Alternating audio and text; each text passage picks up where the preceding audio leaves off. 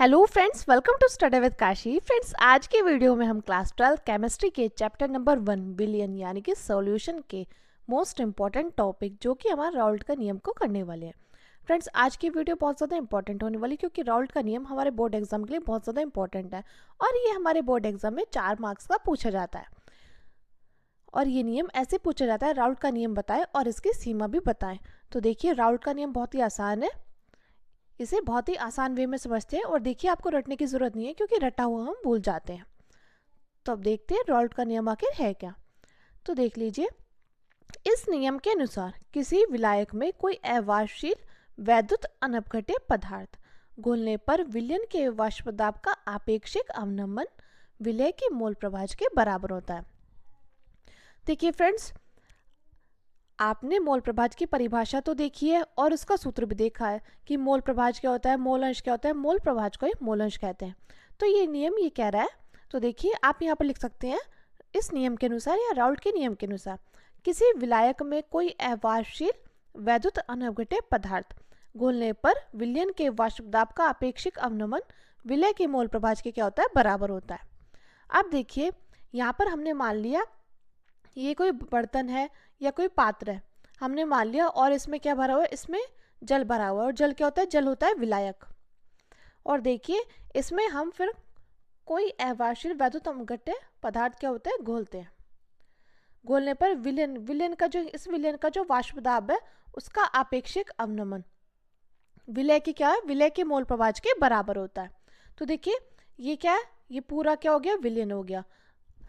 देखिए, आपने विलयन चैप्टर के जो हमने बेसिक क्लास कराई थी उसमें आपने देखा था विलय क्या होता है, विलायक क्या होता है और विलयन क्या होता है। तो देखिए, उसमें देखिए विलयन क्या था, ये सारा विलयन था। और जो चीज़ घुली होती है, जो चीज़ अधिक मात्रा में होती है वो क्या होती है, विलायक होती है। और जो चीज़ कम मात्रा में होती है वो होती है हमारी विलय। तो देखिए, ये नियम ये कह रहा है कि इस विलयन के इसमें जो विलायक है उसमें बाहर से कोई अवाष्पशील वैद्युत अनपघट्य पदार्थ घुलने पर विलयन के वाष्प दाब के आपेक्षिक अवनमन विलय के किसके मोल प्रभाज के बराबर होता है, विलय के मोल प्रभाज के बराबर होता है। यानी कि आपको क्या है, आपको इस डेफिनेशन को रटने की जरूरत नहीं है। आप बस क्या करेंगे, बस आप ये चित्र अच्छे से देख लेंगे। तो आप फिर लिख सकते हैं कि किसी विलायक में कोई अवाष्पशील वैद्युत अनपघट्य पदार्थ घुलने पर विलयन के वाष्प दाब का आपेक्षिक अवनमन विलय के मोल प्रभाज के बराबर होता है। और देखिए, आपको बस दूसरी बात आपको क्या पता होनी चाहिए, दूसरी बात आपको पता होनी चाहिए, वाष्प दाब का आपेक्षिक अवनमन बराबर है विलय के मोल प्रभाज के। तो देखिए, वाष्प दाब का आपेक्षिक अवनमन क्या है, P0 minus PS upon P0। ये क्या है, ये हमारा वाष्प दाब का आपेक्षिक अवनमन है। और देखिए, विलय का मोल प्रभाज क्या है, small n upon small n plus capital n, ये हमारा मोल प्रभाज। तो देखिए, अगर आपने स्क्रीनशॉट नहीं लिया तो स्क्रीनशॉट ले लीजिएगा। अब देखते हैं तनु विलयन के लिए, यानी कि राउल्ट का नियम हमसे तनु विलयन के लिए पूछता है। तो देखिए, तनु विलयन के लिए अब जो यहाँ पर था ना, यहाँ पर देखिए, यहाँ था small n plus capital n. इसकी तनु विलयन के लिए इसकी जगह हम क्या कर देंगे, इसकी जगह हम लिख देंगे कैपिटल एन। तो ये क्या हो जाएगा, ये हो जाएगा P0 minus PS upon P0 is equal to में small n upon capital N. अब देखिए, एन क्या है, एन है हमारी मोलों की संख्या। तो मोलों की संख्या को कैसे निकालते हैं, बाहर बटे अणुभार यानी कि W अपॉन M से। तो देखिए, ये हो जाएगा P0 minus PS upon P0 is equal to में, अब देखिए यहाँ पे स्मॉल एन, तो हो जाएगा small W upon small n upon, यहाँ पे देखिए कैपिटल एन है तो हो जाएगा capital W upon capital m. अब ये इसके साथ चला जाएगा, ये चला जाएगा इसके साथ, तो यहाँ पे हो जाएगा P0 minus PS upon P0 is equal to W upon m into m upon W। तो देखिए, ये हमारा राउल्ट के नियम का फाइनल सूत्र निकल कर आ गया है। मैं उम्मीद करती हूँ फ्रेंड्स आपको ये अच्छे समझ में आया होगा। अब देखिए, अब हमें क्या करना होगा, अब हमें इन सभी के नाम, P0 क्या है, PS क्या है, W क्या है, M क्या है, कैपिटल M क्या है, स्मॉल m क्या है, इन सभी के नाम लिखने होंगे। तो वो हम यहाँ पर लिखेंगे। तो देखिए, P0 क्या है, P0 हमारा है शुद्ध विलायक का वाष्प दाब। क्या है P0, P0 है हमारा शुद्ध विलायक का वाष्प दाब। और PS क्या है, विलयन का वाष्प दाब। और देखिए, स्मॉल w क्या है, विलय का भार, और स्मॉल m है विलय का अणुभार। यानी कि स्मॉल डब्ल्यू और स्मॉल एम क्या है, विलय, यह है विलय के भार और अनुभार। अब देखिए कैपिटल डब्ल्यू क्या है, विलायक का भार, और कैपिटल एम है विलायक का अणुभार। अब देखिए फ्रेंड्स, अगर आपने स्क्रीनशॉट नहीं लिया तो स्क्रीनशॉट ले लीजिएगा। ये था हमारा तनु विलयन के लिए, और राउल्ट का नियम हमसे तनु विलयन के लिए ही पूछता है।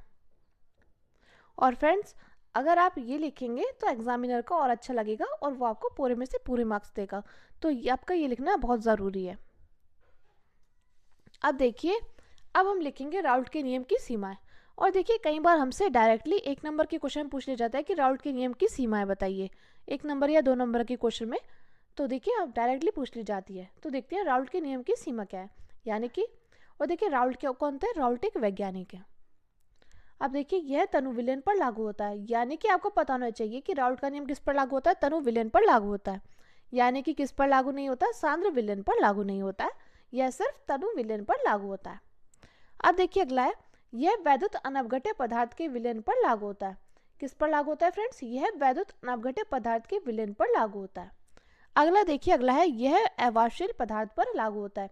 यह किस पर लागू होता है, यह अवाष्पशील पदार्थ पर लागू होता है। अगला देखिए, अगला इसमें ताप स्थिर होता है। इसमें क्या है, इसमें ताप जो है वो स्थिर होना चाहिए। तो देखिए राउल्ट के नियम की सीमा क्या है, यह तनु विलयन पर लागू होता है, यह वैद्युत अनवघट्य पदार्थ के विलयन पर लागू होता है, और यह अवाष्पशील पदार्थ पर लागू होता है, और इसमें ताप क्या होता है, स्थिर होना चाहिए। तो फ्रेंड्स, ये था हमारा मोस्ट इंपॉर्टेंट राउल्ट का नियम, जो कि हमारे बोर्ड एग्जाम में 4 से 5 मार्क्स का पूछा जाता है। मैं उम्मीद करती हूँ फ्रेंड्स आपको राउल्ट का नियम अच्छे से समझ में आया होगा। अगर आपको वीडियो अच्छी लगी तो प्लीज़ हमारे चैनल को सब्सक्राइब कीजिएगा, वीडियो को लाइक शेयर कमेंट जरूर कीजिएगा। और अगर आप अभी 12th क्लास में आए हैं और केमिस्ट्री, फिजिक्स और मैथ्स की अच्छे से तैयारी करना चाहते हैं, अपने बोर्ड एग्जाम में बहुत अच्छे मार्क्स लाना चाहते हैं, तो प्लीज़ हमारे चैनल को सब्सक्राइब कीजिएगा और अपने ज़्यादा से ज़्यादा फ्रेंड्स में ये चैनल ज़रूर बताना। तो चलिए फ्रेंड्स, आज की वीडियो में बस इतना ही, मिलते हैं नेक्स्ट वीडियो में। और आप अपना नाम और आप कहाँ से हैं और इस बार आपका कितने मार्क्स लाने का टारगेट है बोर्ड एग्जाम में, ये आप कमेंट करके ज़रूर बताना। इससे क्या होगा, इससे हमें पता चलेगा कि आप कहाँ से देख पा रहे हैं और किन किन लोगों को हेल्प मिल पा रही है। तो चलिए फ्रेंड्स, आज की वीडियो में बस इतना ही, मिलते हैं नेक्स्ट वीडियो में। Thank you, thanks for watching.